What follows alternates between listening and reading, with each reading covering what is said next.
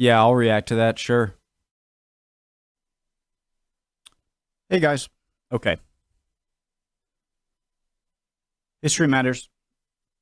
I've been a lazy bones today. Better late than never, and I broke the second to top button on one of my favorite jackets. Sad. My name's Connor, and I'm ready to learn. If you are not, there's the door, home X down the hall, original link to the video, top of the description, right below that, link to the Discord. Click on it, send right over there. Don't panic if you don't get a role. I will check every day or so and promote you. Let's go. Ooh, good question. Okay. There are few historical nations which capture the imagination as much as Prussia, with its staunch militarism, its dedication to phenomenal facial hair, and its iconic borders. Yet, if you look at a modern map, you'll see that there's a distinct lack of Prussia. But why? What happened to it and where did Prussia go? Now, I know what many of you will already be saying. Prussia just became Germany, right? Which is both true and also isn't. You see, Prussia wasn't just a nation-state, but it was a cultural centre, a major part of the German-speaking world, and briefly an international great power whose influence stretched far beyond its own borders. Prussia's journey from firmly existing to not isn't a linear one, and this change starts in the mid-19th century. In 1866, due to a conflict surrounding the ownership of some land recently taken from Denmark, Prussia went to war with the Austrian Empire and its allies. It promptly defeated them, and as a result, the Prussian Chancellor Otto von Bismarck annexed the northern Austrian allies and forced its own to join the North German Confederation, which wasn't really a unified nation-state but more of an alliance completely dominated by Prussia. The North German Confederation didn't last too long. Enforced friendship.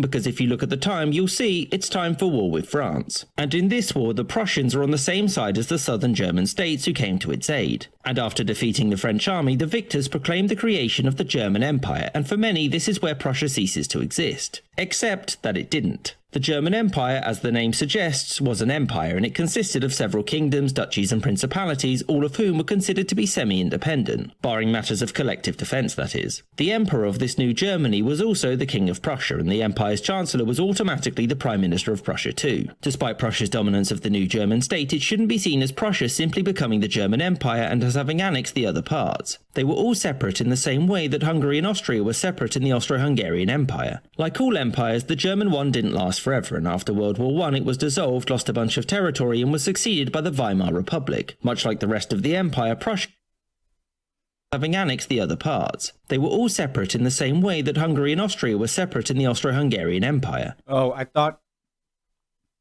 he was going to say Prussia and Germany were seen as like Austria and never mind, sorry.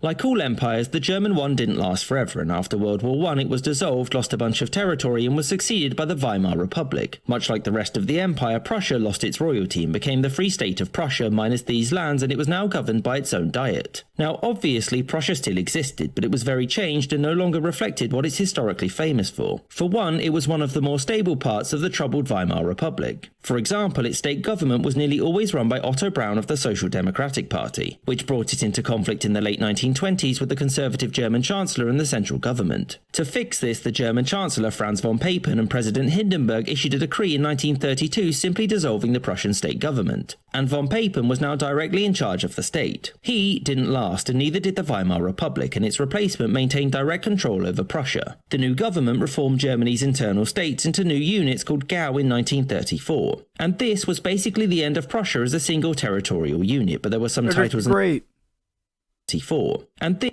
Frederick the Great and Otto? That's not Otto. This was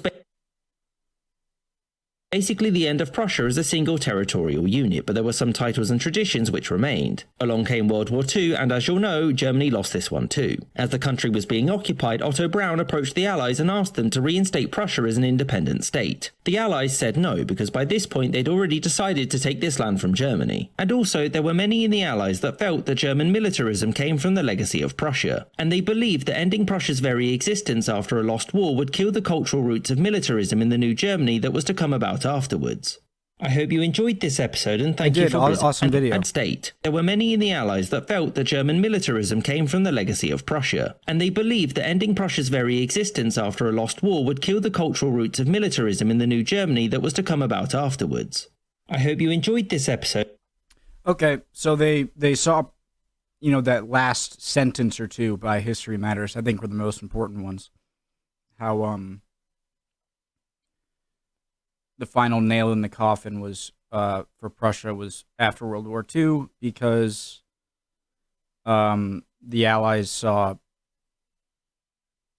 the Prussian military mentality as the reason for a lot of the aggro mentality for German leaders and military leaders and chancellors and whatnot. And they thought that if they didn't reinstate that sort of identity, then that militaristic thought would die out. Interesting video. Really cool. I love History Matters. I've over 100 I've watched. Great video. See you guys next time.